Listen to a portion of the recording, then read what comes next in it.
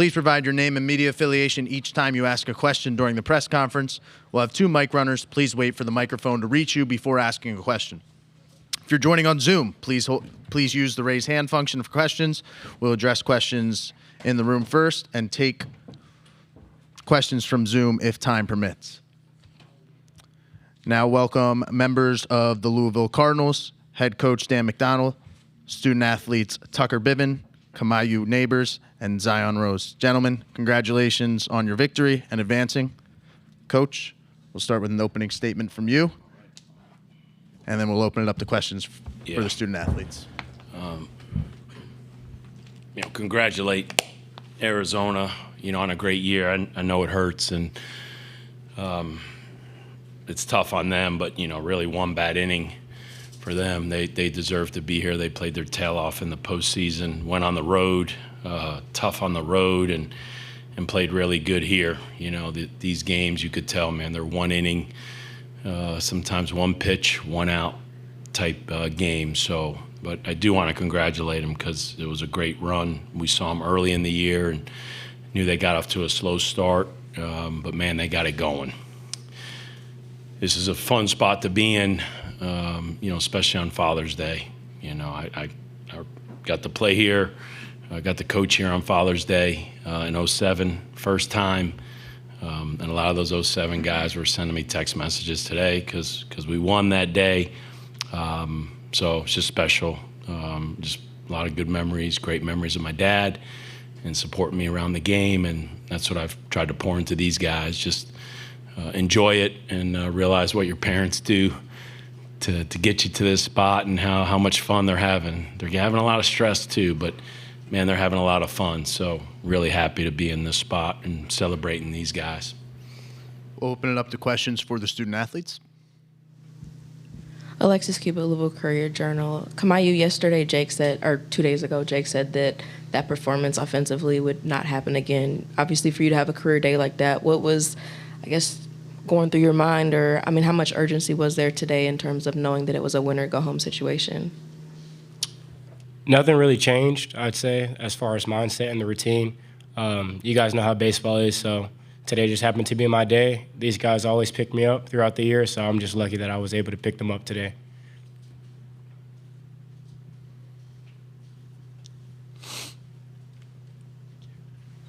Bradley Smart, D1 Baseball. For Kamau and Zion, that 8th inning just kind of felt like as guys were getting on base, you guys both obviously had the 2 big hits in there. What was it sort of like in the dugout? Obviously, you're running out of outs in your season. Can you talk about how you kind of built sort of into that inning and then took advantage?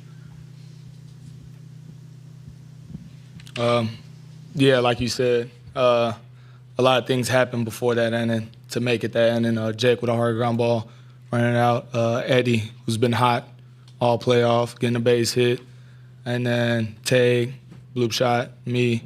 And it's funny how baseball is. Everybody's hitting, hard line drives to center, but they're getting caught. But, the little blue pit gets down. So, that was big to add on to the energy, our confidence. We knew Tuck was going out for that last inning, so it was shut down after that. Mike Vito, College Baseball Central. This is for you, Tucker.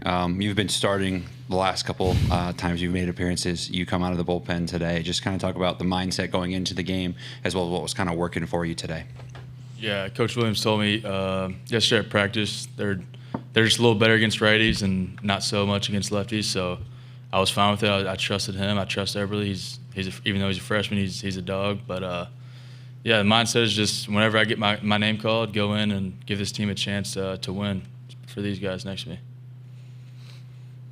Noah Darling, College Baseball Central. Kamau and Zion, your second time seeing Arizona starter Smith Bailey.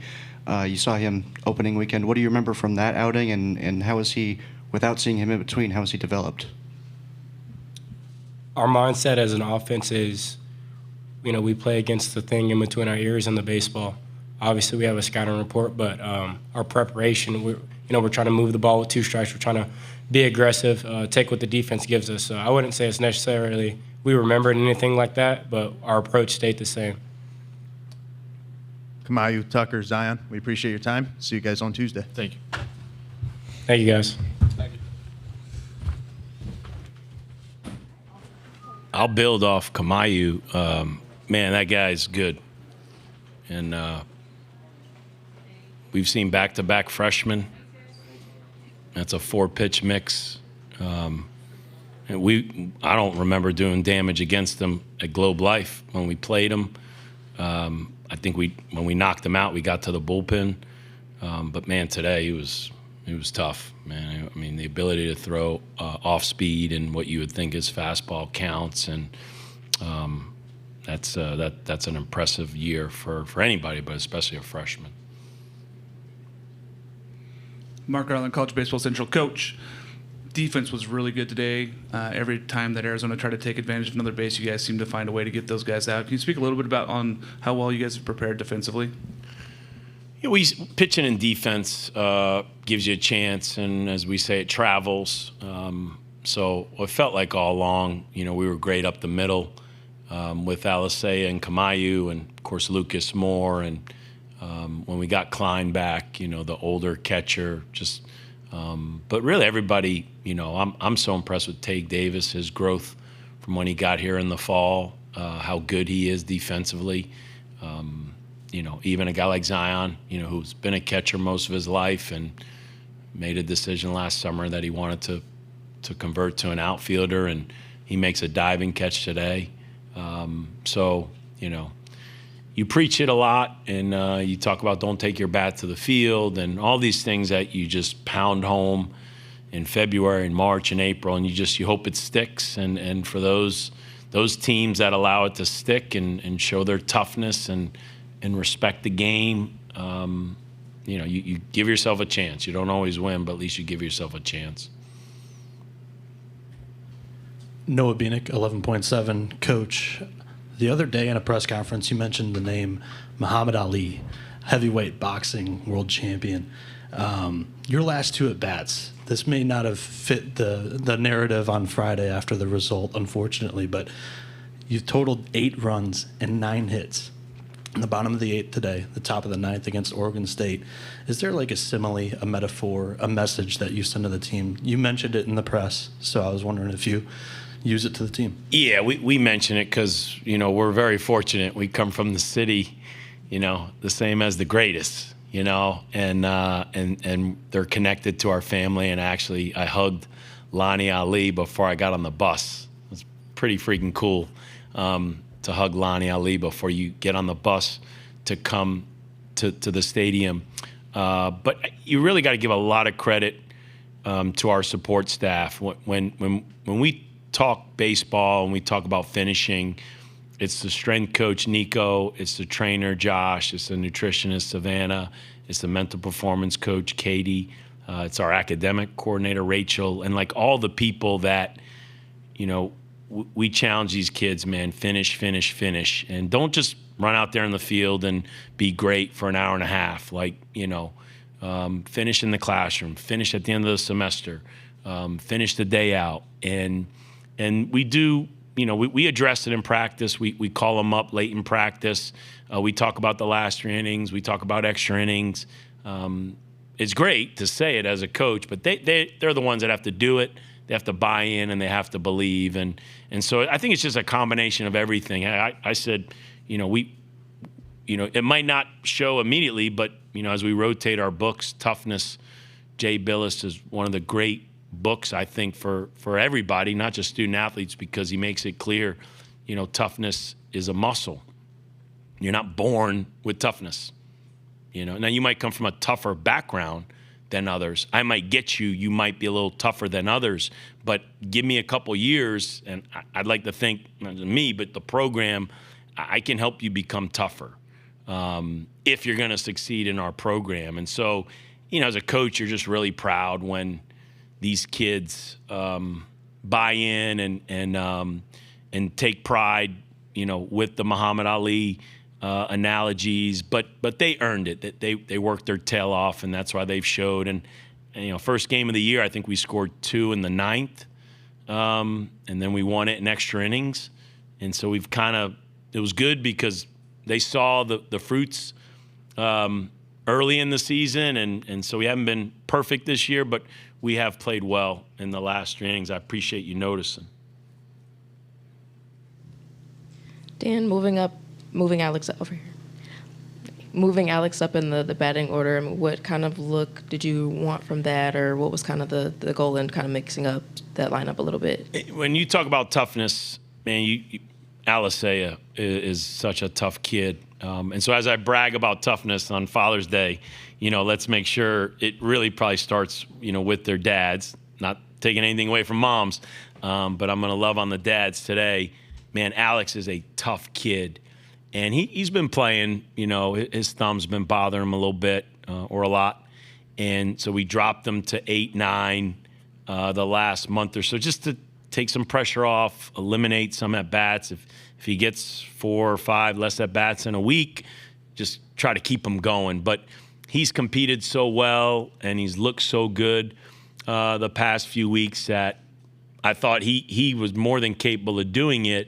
And I really wanted to just give Lucas a chance to, he hasn't been necessarily rolling as he has been at times. So let's let Lucas stand on deck and swing the bat and get loose. And I don't know what kind of coaching I'm doing because Alex swung at the first pitch and hit a fly ball.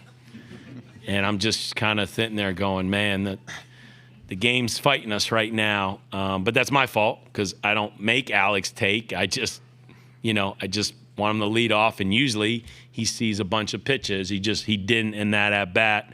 So Lucas Moore takes a heater right down the middle because he don't want to swing at the first pitch, and so it looks like it kind of backfired on me. But I've said it publicly, and I don't say it to put pressure on Alex, and no disrespect to anybody in the ACC, but he's a candidate to lead the league in hits. He's that good, and if we can get him for a full healthy year next year, he's that good. I mean, he's one of the better hitters on the team. We'll have time for one more question. Coach, you seem to have a message for the guys there in the dugout, maybe around the 6th or the 7th inning. The rally kind of came around after that. What was said there, and what was the mindset? Did you think of the team that you thought they needed something right there? Well, I can bring the Saban out of me, with the best of them. I mean, that's just as a coach my age, that's just who I grew up watching and admiring, the Krzyzewskis and the Sabans and the Parcells and just, and so I definitely have a little bit of old school in me. And I love on the kids. They know I love them. But as I've always said, man, they see my best and they see my worst. And when I'm not happy, they're going to know. But it really didn't faze them as much as I need to kind of just be who I am, the same guy in March, right, on a Tuesday. And I had a lot of frustration in me just from what I was watching. I was waiting for the adjustment to happen. It wasn't happening. So, I just kind of used the groundhog comparison as to what was happening. And as good as we are in the 9th and as good we are in the last 3 innings, we're not waiting. You don't want to live in that world, and we're doing it now. Like, we're making the adjustment now. And it, there's no guarantee that it works, but I'm just going to be who I am.